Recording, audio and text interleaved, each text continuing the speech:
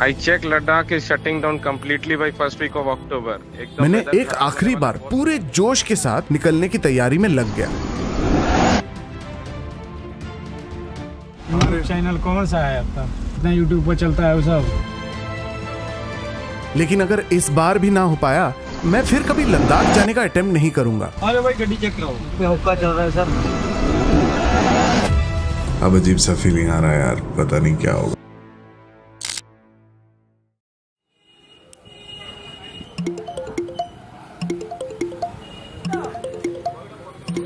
Hello दादा, ये bad news. आपका इस बार का जो लद्दाख प्लान कर रहे हो ना, शायद ना हो पाएगा। व्हाट?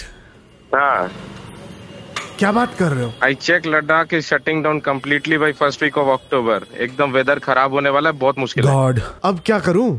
लेकिन एक ऑप्शन है। मैं ये सोच रहा था कि अगर आप 1-2 दिन में निकल जाओ तो एक विंडो ऑफ अपॉर्चुनिटी है। ज्यादा लेट नहीं करके अभी निकलना पड़ेगा। अच्छा, ओके, करता हूँ, कुछ करता हूँ।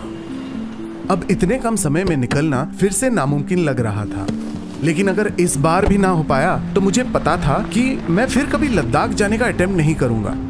आप कह सकते हैं ये एक जिद थी मेरी, इसलिए मैंने एक आखिरी बार पूरे जोश के साथ निकलने की तैयारी में लग गया। वैसे मुझे पहाड़ों में कैंपिंग और कुकिंग का एक और सपना भी पूरा करना था।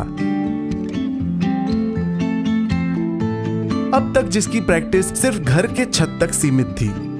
तैयारी देख रहे हो लड़के की।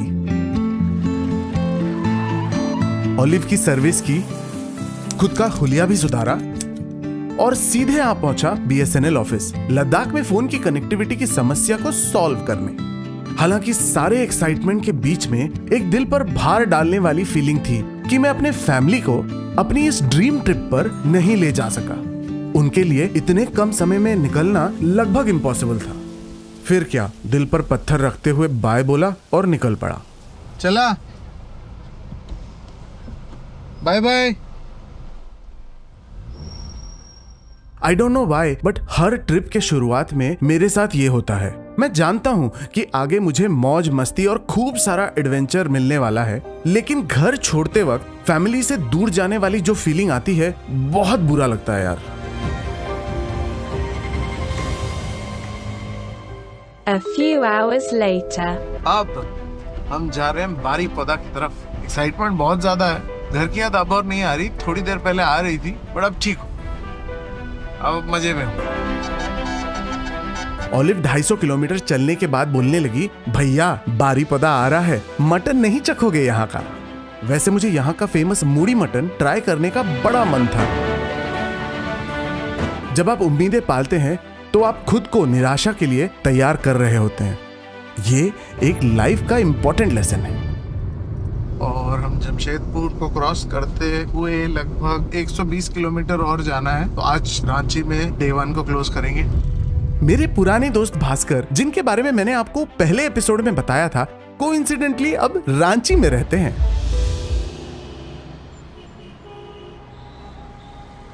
ये झारखंड में हम लोग यहाँ पे रुके हुए हैं। यहाँ पे मस्त है सिस्टम की आप 10 रुपए में दे दो और RO का पानी आपको मिल जाता है। ये थोड़ा सा कॉन्शियस डिसीजन था मेरा। अक्सर हम 10-10, 20-20, 30-30 रुपए के बॉटल्स खरीदते हैं, उसको 1 टाइम यूज करने के बाद फेंक देते हैं। तो ये सोल्यूशन एक नया इम्प्लीमेंटेशन है।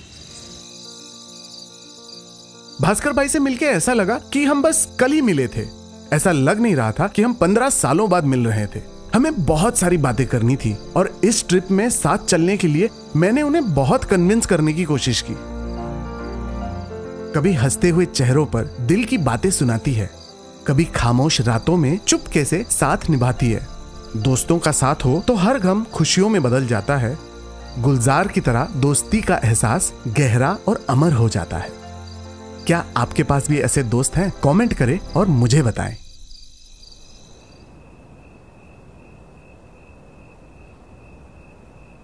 It's a beautiful morning here in Ranchi. हमने अपने कैंपिंग इक्विपमेंट का उद्घाटन यहीं कर दिया है। वी हैड अंडा, ब्रेड।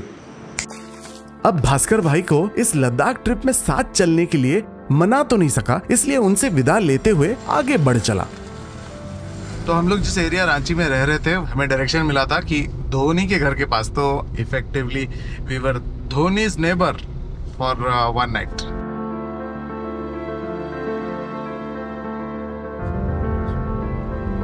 तो हम जो मोबाइल रिहाइड्रेशन पैक है उसको एक अलग लेवल पर लेकर गए हैं और कुछ इस तरीके से हम खुद को रिहाइड्रेट करते हैं।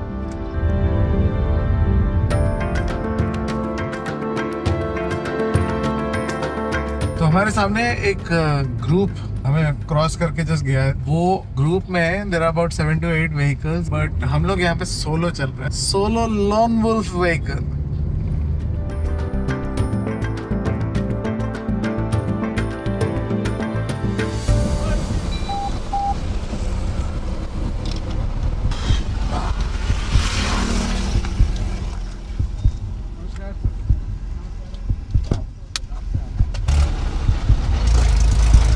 यूट्यूब चैनल भी है, आप देख सकते हैं। कहाँ यूट्यूब चैनल? तो यूट्यूब में यूट्यूब चैनल कौन सा है आपका? हम लोग का यूट्यूब चैनल भी है, हम लोग जो वीडियो बनाते हैं ना। कितना यूट्यूब पर चलता है वो सब?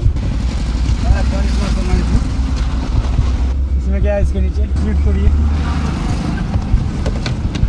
इसको ऐसे कीजिए। इसमें जैसे ORS वगैरह रखते हैं। चेक हो गया है। हाँ हाँ,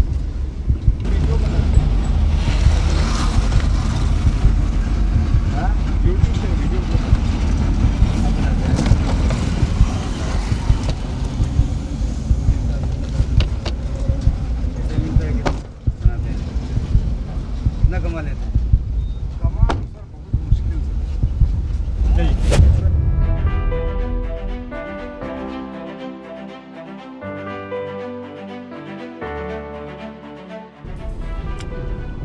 वो कहते हैं ना, you can take the bike away from a biker but you cannot take the biking spirit away from the biker. So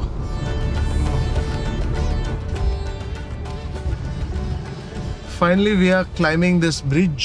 Google Maps here says कि ये गंगा नदी है। पहली बार मैं आ रहा हूँ यहाँ पे, बचपन से सुनते आए हैं गंगा जी के बारे में।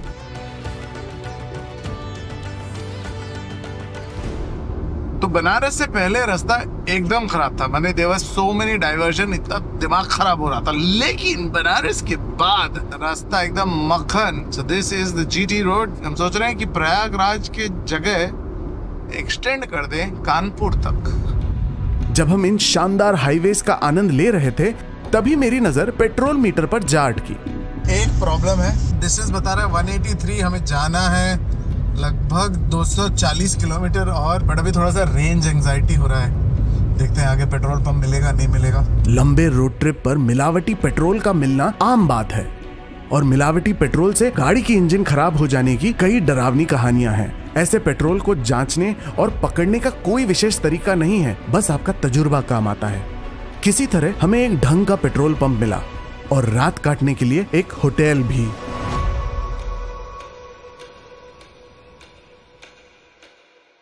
अगली सुबह हमें एक और गलती का एहसास हुआ। हम लोग इतने थके हुए थे कल रात को कि एसी को चेक करना भूल गए। 16 डिग्री पे एसी था यार। रात भर कुल्फी जम गई। अब गले में यहाँ पेन होने स्टार्ट हो गया है। सिर्फ 2 दिन हुए, आगे अब दिल्ली है, फिर पटनी टॉप, फिर श्रीनगर, सोनमर्ग, फिर ले। अब अजीब सा फीलिंग आ रहा है यार, पता नहीं क्या होगा। हमारी समस्याओं को बढ़ाने ये बाथरूम भी शामिल हो गया। अब पानी नहीं आ रहा है तो दूसरे रूम में फ्रेश होना है। यार सुबह सुबह बिना चाय और कॉफी के मूड ही खराब हो गया और हमने निकलने का फैसला किया। आज हम यमुना एक्सप्रेसवे क्रॉस करने वाले थे।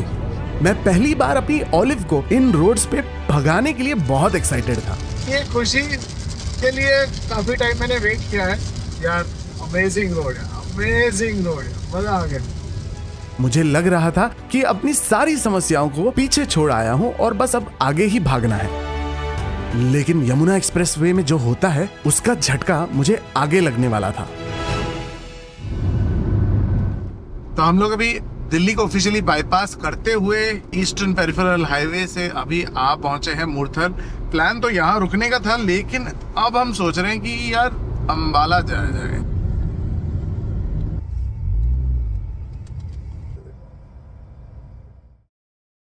The next morning. सत श्री अकाल पाजी। ये व्यू यहाँ से देखो, इससे एक ही गाना याद आता है, धरती सुनहरी अंबर नीला। कार रात भर यहीं खड़ी थी ढाबा के बाहर। कार की कुछ ये हालत है। यहाँ कैंपिंग गियर्स वगैरह हैं, camping chairs, luggage, camera equipment, काफी कुछ है। ये कुरुक्षेत्र के पास है और आज हमें यहाँ से श्रीनगर जाना है, तो देखते हैं वो पाता है कि नहीं।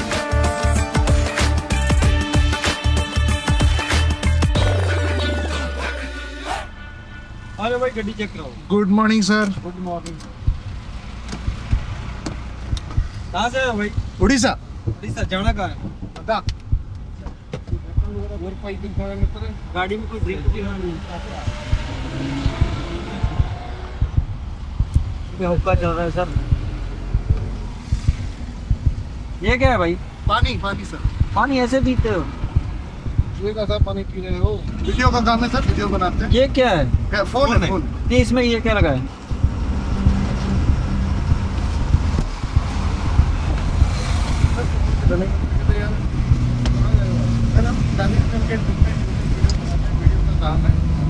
जाइए। So sweet. Thank you. Nice to meet you. Is what they said.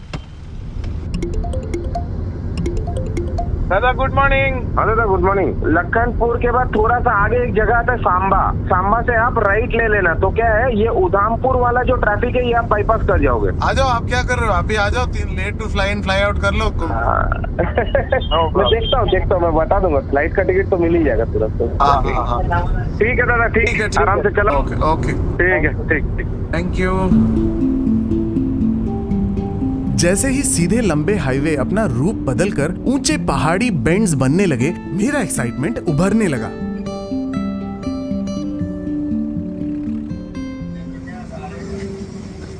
और गाड़ी चलाते चलाते मैं थकने भी लगा। तो हम लोग फाइनली उधमपुर आ पहुंचे हैं और ये व्यू देखिए।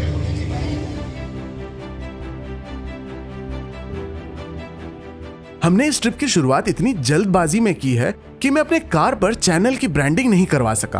आप भावनाओं को समझो और वो नीचे सब्सक्राइब बटन पर क्लिक कर लो। उधमपुर पार करके जब हम पटनी टॉप की ओर बढ़ रहे थे, हमें भारी मिलिट्री प्रेजेंस का एहसास हुआ। पड़ोसी मुल्क यहाँ से ज्यादा दूर न था। पूर्णिमा की रात थी और तारे भरे आसमान के तले हम अंधेरे में घाटियों की ऊंचाइयों को चढ़ते जा रहे थे। ठीक तब ये हुआ। So we just saw some wildlife cross.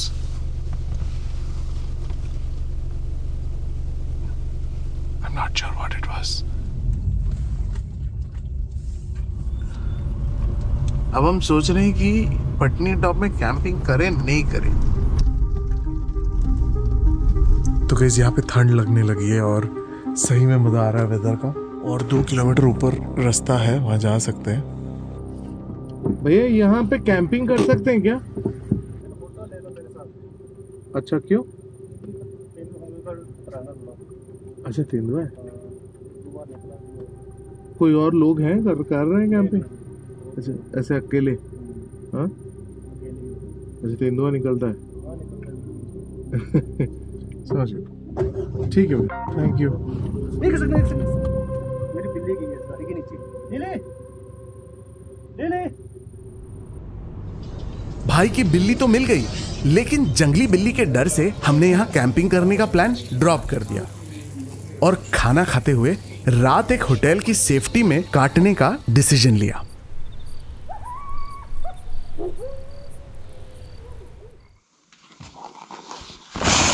तो हम लोग यहाँ पे रुके थे रात को एंड बहुत ही सुंदर सा व्यू है। This is Patni top and 2000 kilometre car चलाना और इतनी दूर आना टोटली वर्थ इट। वीडियो अच्छा लग रहा है तो प्लीज़ कमेंट करो, बताओ एंड चैनल पे नए हो तो सब्सक्राइब करो। तो ब्रेकफास्ट कर लेते, भूख लगी। So when you travelling food can get bad really fast. This is what I got in the name of club sandwich. That's one of the reasons why we invested in camping cooking setup.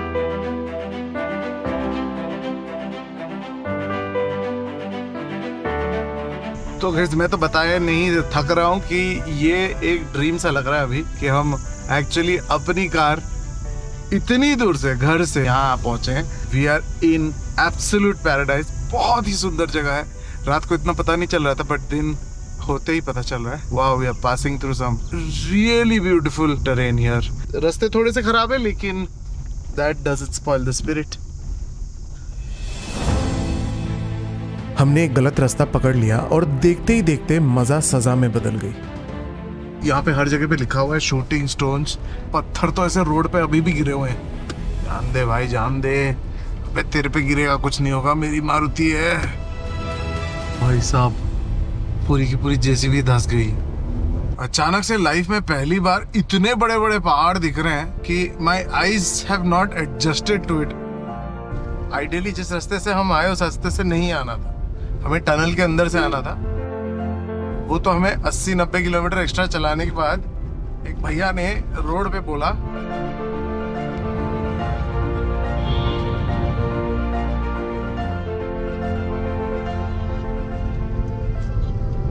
जब मैं drive करता हूं तो मेरा सारा ध्यान road पे होता है और मैं खाने पीने के बारे में भूल जाता हूं।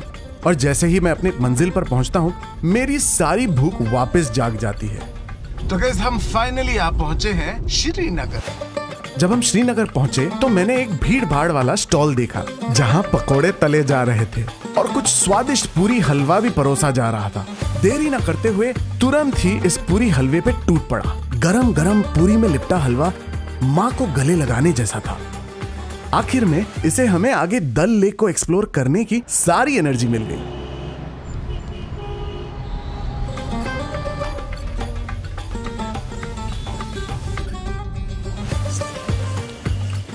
Okay, so we finally reached Srinagar and this is the Dal Lake. I am really happy. My friend के थ्रू अकीब भाई का कांटेक्ट मिल गया और अकीब भाई हमें डल लेक घुमाने वाले हैं।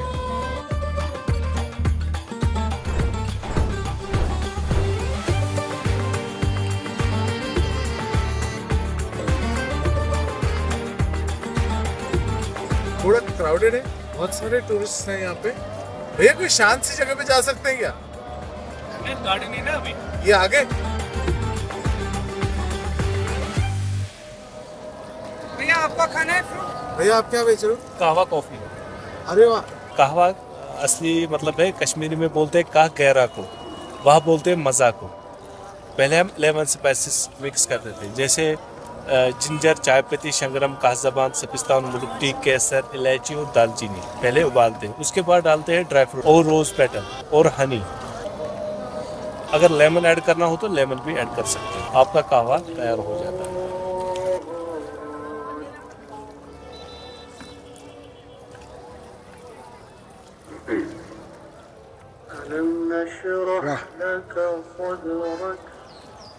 मेरा ये फर्स्ट टाइम एक्सपीरियंस है और बढ़िया लग रहा है। एकदम मीठा है, फ्लोरल है, इसमें रोज का वो फ्लेवर आ रहा है।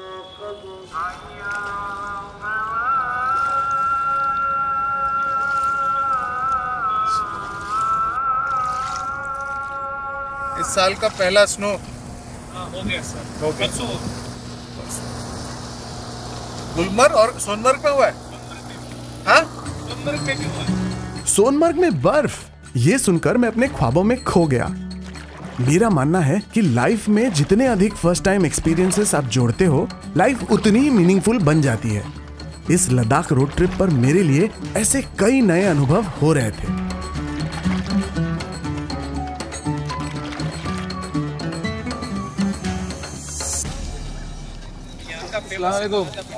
जब हम डल लेक के बगीचों में घूमते हुए कबाब्स का आनंद ले रहे थे, कबाब वाले भैया ने घबराते हुए मुझसे कहा, जनाब, क्योंकि वादियों में ये आपका पहली बार है, ध्यान रखें पहाड़ों में मौसम अक्सर बदल जाता है और खराब मौसम में जब बर्फ पड़ती है तो जोजिला पार करते वक्त मोहतात रहें। वहाँ सिर्फ रास्ते खराब नहीं है, सरहद पार से आंखें आपकी हर हरकत को करीब से देखती है।